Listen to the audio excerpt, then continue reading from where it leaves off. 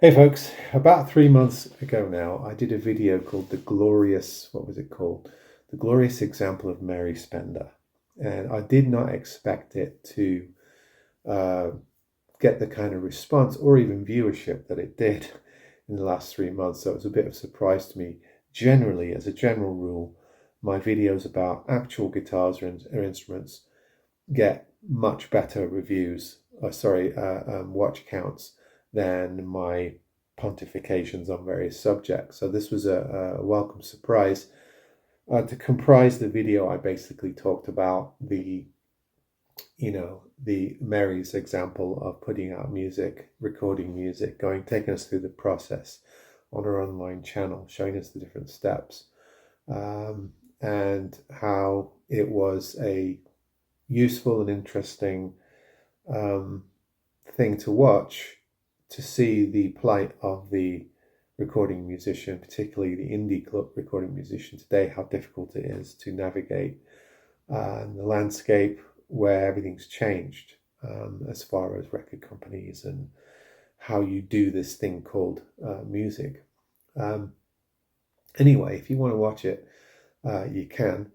I just want to talk about some of the response. The first one I got was from somebody who watches the channel regularly. I think it's more tongue in cheek, and that was simply a waste of time. Um, to which, of course, I apologized. Well, they can't all be hits, my videos, and I thought it was an interesting topic, and some other people, as you see, did as well.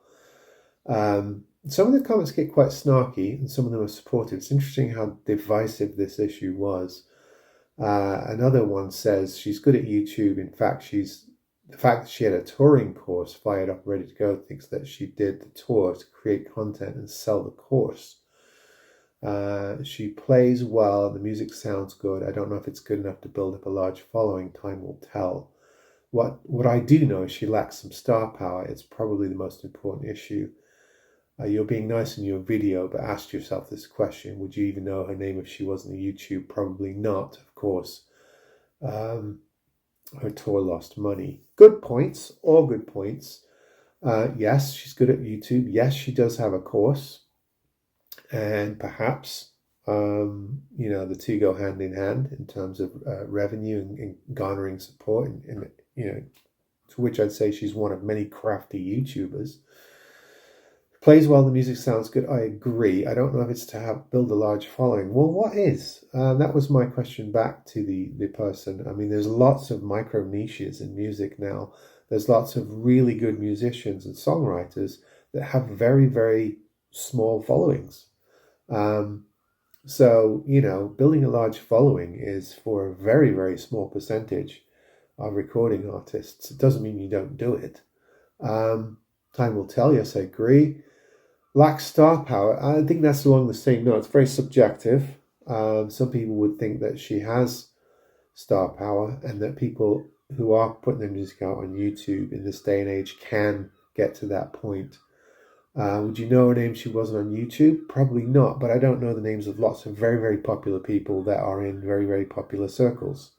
It's all very pointed marketing to certain demographics, and a lot goes over my head, even though I would argue that I'm more current and au fait with music coming out than practically anyone else I know my age. There's still lots of trends, artists, particularly in the world of pop, that don't ever come on my radar, no matter how popular they are. Um, Somebody else put a tetchy comment. It has nothing to do with music. It's a club that you're trying hard to join it, um, which I found humorous. First of all, because the video and the content of the video had very much to do with music. I don't know how you could say it didn't. And I said they seem to have missed the point. I have no idea what the last vague little tetchy remark is about. But enjoy your opinion. If I were trying hard to be on the same level, I think I would work as hard, if not harder. Um, More on that in the future. I do my own music. I do put music out there. I don't try to, become any sort of megastar or anything like that. I think I think that world is gone pretty much. And that it's not a meritocracy, is it? I mean, things get popular that I think are crap. And there are things that are brilliant that never get any traction at all. Someone wrote a nice comment. Mary is a very insightful, dynamic creator, entertainer of many types. She sets an important and positive example. I'm not sure what this criticism you're talking about, but I'll have a look at it. A few people I've seen trashing in the past seem to fit a rather narrow, noisy, and clumsy description. Their weakness and inadequacies on full display. So, and I agreed with some of that. I think some of the people criticizing her, not just on this video response, but on her own videos, there's a tinge of jealousy, I think, with some of them. Not all of them, but some of them, that she's achieved a modicum of success, even if it's not financially paying off. There are different types of fame, aren't there? There could be different meanings to she's not good enough. For a person to be a musician, good enough to play at a professional level, which I'll define on simple terms, being able to set up in front of an audience and play a set of songs, sing on pitch, and write songs, and in most cases is not good enough for a large-scale audience. You create a very professionally polished product that checks the boxes. But here's the important component: songs must find and move an audience.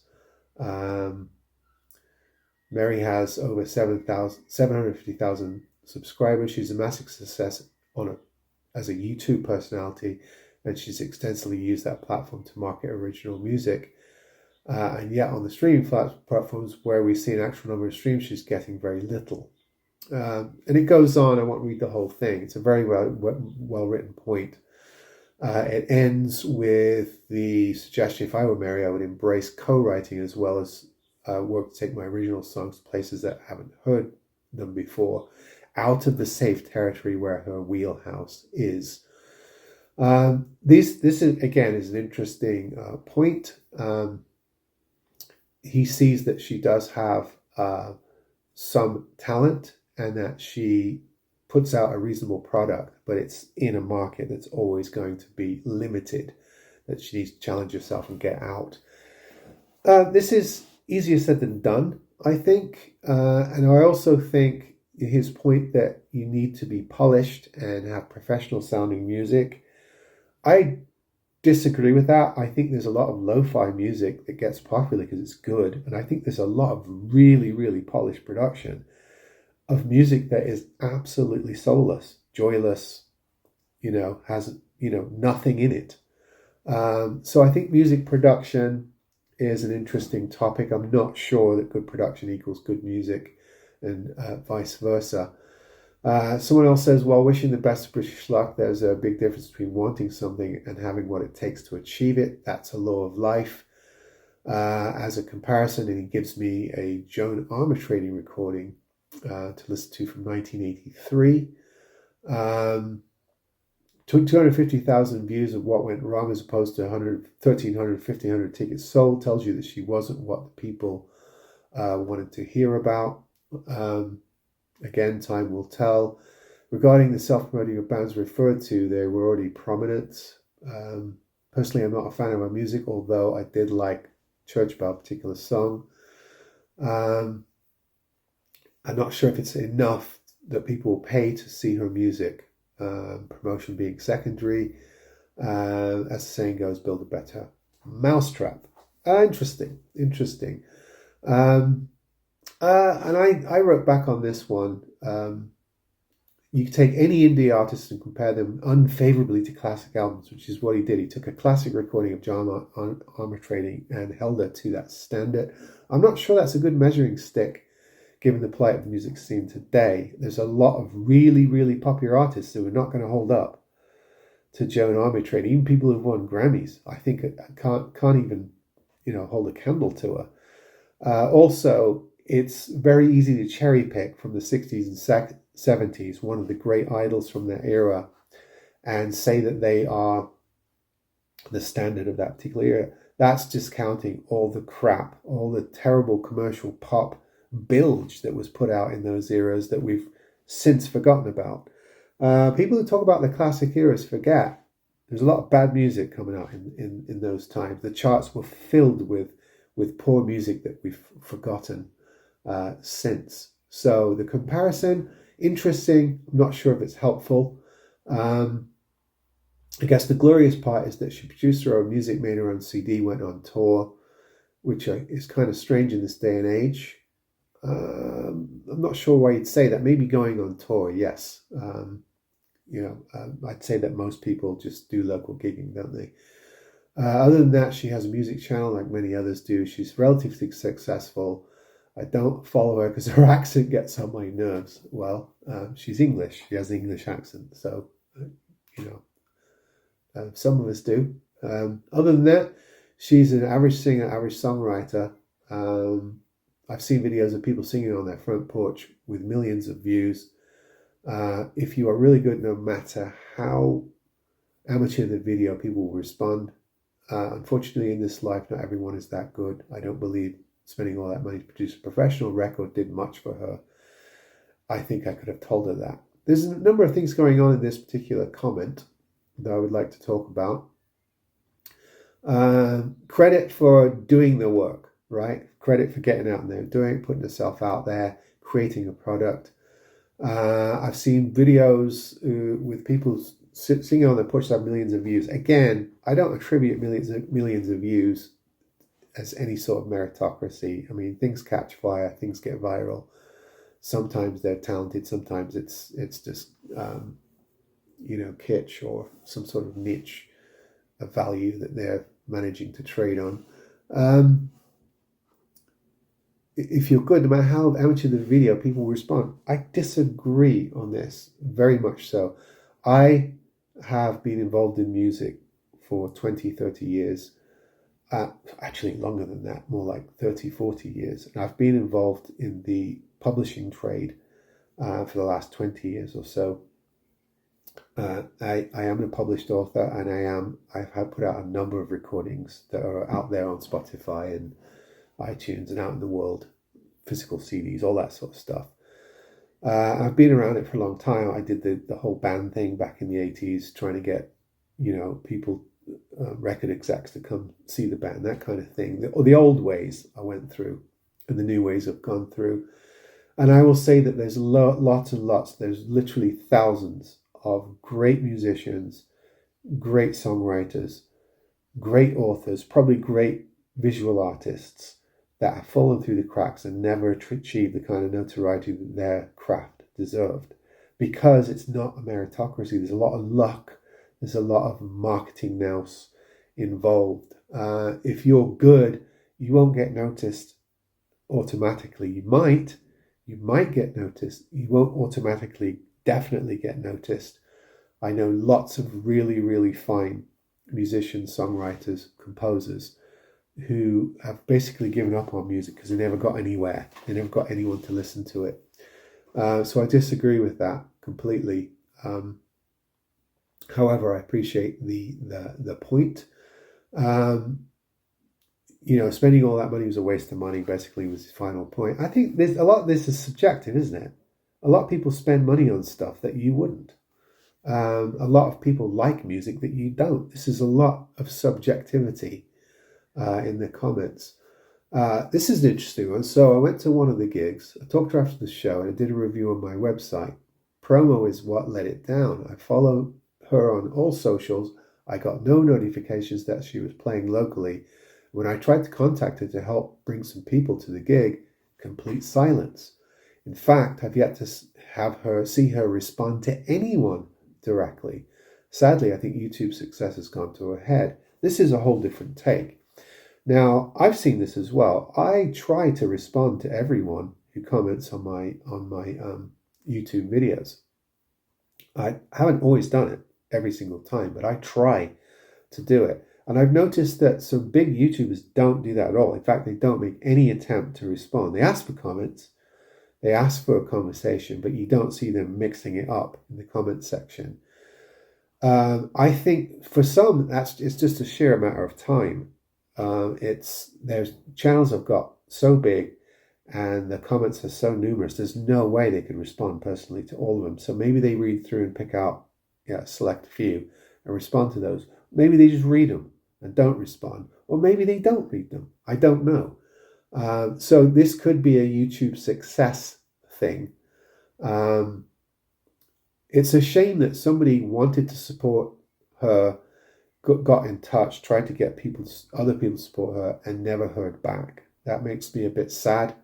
And again, it could be that there are hundreds of people contacting this artist, and they just have no way of getting back or dealing with the traffic that's coming in, or they think that social media announcements is enough to let people know what's going on. So is the fact that this person didn't know that there was a concert nearby their fault or the artist's fault? I saw, plenty of tour announcements come through my feed. So I'm not sure it's all the artist's fault here. Another one says, I criticize Mary frequently. It's always constructive criticism and not meant to hurt. Well, that's good. Seems like a nice person. Agreed. Unfortunately, she has little talent and has done nothing to improve herself musically. She doesn't know how to make money from YouTube, so she'll never starve. Unfortunately, she's now exploiting her failures to make a buck. Again, the first part of this is all subjective, isn't it? Music doesn't do anything, doesn't improve.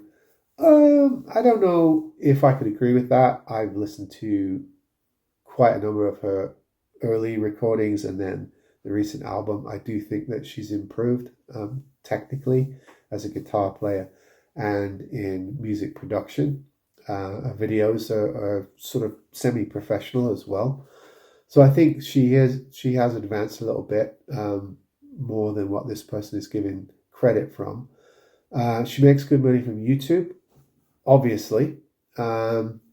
Exploiting failures. There was the whole tour thing and the complaining about not making money or all the mistakes made on the tour, just another excuse for revenue on YouTube. It's possible. I doubt whether she is that, contrived or that negative. It doesn't come across that way. It's not impossible, but I sort of doubt that was a major drive in putting that out. I think having a transparent process about what it's like to be a recording artist in today's day and age, and it being interesting content for a channel, is probably what drove that particular series of videos, and being able to share with her fans what she went through to get her music out there. Somebody says here, a lot of nasty comments about Mary. Unbelievable. I've been following her work for years. She's an excellent artist, incredible singer, interesting singer-songwriter. She's one of the most articulate people I've seen. Good filmmaker too. Check out early EP, A Lone Wolf, great songs, killer band. Artists come and go like architects, but she deserves a lot more attention. Interesting to make the comparison with architects. Recommended, and then names some songs. So here is another end of the subjective spectrum. This is somebody who finds her to be excellent in all facets of music creation, good singing, good songwriting, articulate, interesting content, very good visuals, good songs, employs good musicians, creates a good product.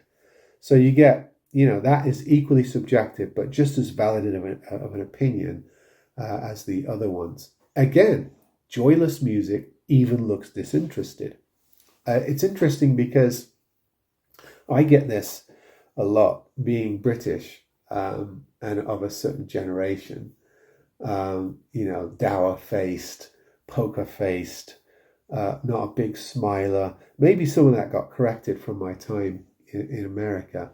But a lot of people accuse you of being sort of bored or disinterested or aloof. I often get the word aloof. And it's not the case at all. It's just a physical demeanor. It's somebody who, is serious about what they're doing, is not phony and fakey, and doesn't smile a lot. And, it's just the way they come across. It's not indicative of this overarching trait of personality. I think, although she looks like a very serious person, I think she looks very interested and very invested in what she's doing. Here's another one. I disagree. If you have good songs, the world will hear you. Not true. It's not true. I'd love it to be true. I really would. And I'm not saying that because I have some sort of, personal grief and sorrow about my own music not being heard by the world at the level that possibly I'd like it to be.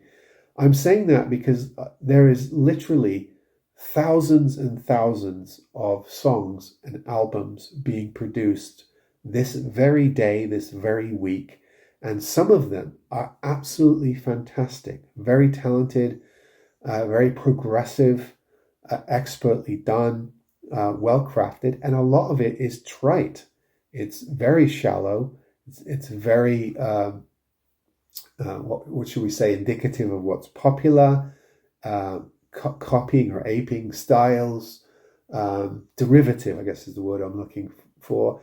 And, the former won't necessarily exceed the latter in popularity. A lot depends on luck. You put a song out at a certain time, a certain person hears it, of influence, passes it on, it catches fire, it goes viral. One little incremental thing in that chain could not happen, and the whole thing doesn't happen. The whole outcome changes. In the world of art,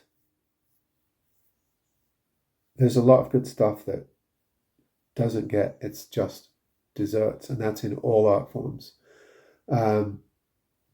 Somebody says here, yes, very difficult to find success as an independent career musician. One has to accept what they want from their art, what they can realistically attain. Creating art, selling it, being famous, or being marginally recognized are very different goals. I've been creating for 40 some years, and the only reason I do it is because I'm born with a need to create, and do so in order to get thoughts and feelings onto some medium before the inspiration is gone. What can I say about Mary Spendour? Well, she tries, does her thing, competent guitarist, personally never gave much thought for her voice and music style. Like many here online, I find her to be much better personality entertainer than actual artist. That's all subjective. I could have written the first part of this comment myself because I agree absolutely entirely. In fact, it's a great encapsulation of what I've been trying to say for the last 20 minutes, isn't it? It is difficult in this day and age. We're all indie artists until we reach a certain threshold. What's professional and amateur now? The lines are so blurred. To go into it as therapeutic, as a necessary part of self-expression to help you get through life, is probably the healthiest approach you can have to any art, including music. This person says they do it because they're born with a need to create, and they must do so to get those feelings out before the inspiration is lost. I absolutely agree. I create music like a diary. I have thousands of hours of tapes, CDs, recordings, some bad, some good, some spoken words, some music, some classical, some compositions, some that I worked on for days, sometimes I did in 5 minutes, some that are whims, some that are done sober, some drunk, some, for a laugh, some serious. It's just part, for me, it's like breathing. It's like eating food. It's part of my sustenance. I must listen to new music and I must create new music. I must dabble. I must play around with sound. I must play around with words. It's something I've always done. I'll always do it. I do have, the same modicum of success that 99% of recording artists have, in that I've got my work out there. It gets listened to by the odd person trolling the internet that stumbles onto it. Every once in a while I get some feedback or somebody buys something on Bandcamp. And that's as good as it gets. And that's most of us. We're all in that boat. So it's good to sort of do it out of the love of it, the need to do it as part of our personal enrichment as anything else. I think that's probably the same for people like Mary as well. I'm sure she would agree with the first part of that comment. It's fine to not like a voice or a style. absolutely fine. It's all subjective, and this person actually recognizes that their view is subjective. And yes, there are many, many, many people better than this example, but there are many, many, many people worse. Actually, I would put people like Mary Spendour and even myself and those of you who create music, we're probably closer to the upper echelon or the middle or the upper middle than we are the bottom, because there's just literally so much dross that gets put out. Again, accepting all this is subjective. The last comment is from a recent one. The real question is, does she deserve a signature guitar or not? Again, subjective. I say more power to her. I say she deserves what she gets. And if she gets some success, is able to do a second album, do another tour, keep making videos, put out more music, fantastic. That's great. Do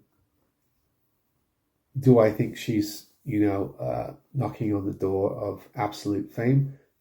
No, but I don't think it's impossible for someone of that ilk to break into the next level and get national attention either.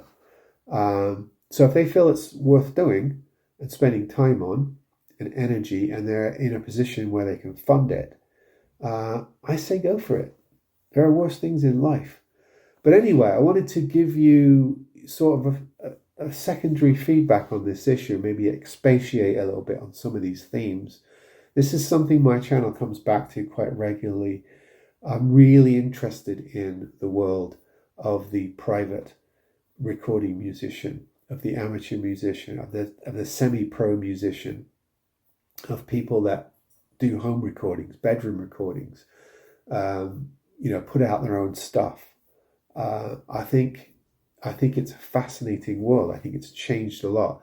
I think you're hearing some really, really professional sound recordings coming out of people's homes that they're doing themselves, that they're marketing themselves, that they're putting out themselves. And again, you'll always get a lot of stuff in that world as well that's forgettable, that maybe isn't up to par in terms of craftsmanship or quality. Again, accepting that it's all subjective. But to me, it's a fascinating world. And I like the fact people are committed to it for life. It's not the province of the young. Someone like Mary is still very young, very beautiful, very talented. But I love to hear and see older guys, older women, people from all walks of life, recording their lives in sound and putting works out there of all different genres and types. Whether or not it gets listened to, whether or not it meets any sort of popular acclaim at all, I think it's a fascinating thing to do. Some of us have to carve out extra time to do it between jobs, during a working day. Other people have figured out how to structure their lives to where they can be paid for doing it. And I think that's great. I'm happy that this world of YouTube allows some people the freedom to explore their artistic selves and not go absolutely bankrupt doing it. So we'll keep doing it, won't we? And I know there's lots of you who comment regularly on my videos that feel the same. You often point me to links where I can go and listen to music. Keep doing it, because you never know who's going to come along and click that link, me or someone else. So feel free to put your, tips for your recordings and creations anywhere on my comments. I completely support that, and will always support that. Books as well. Those of you who have written books, music, artwork, you name it. That's how collaborations come as well. A lot of times I've run into someone who's shown me something that they did. And I'm like, I'd like to use that for our album cover. How much would you want for or would you like to collaborate on this? That's often how you establish relationships. So keep putting your work out there.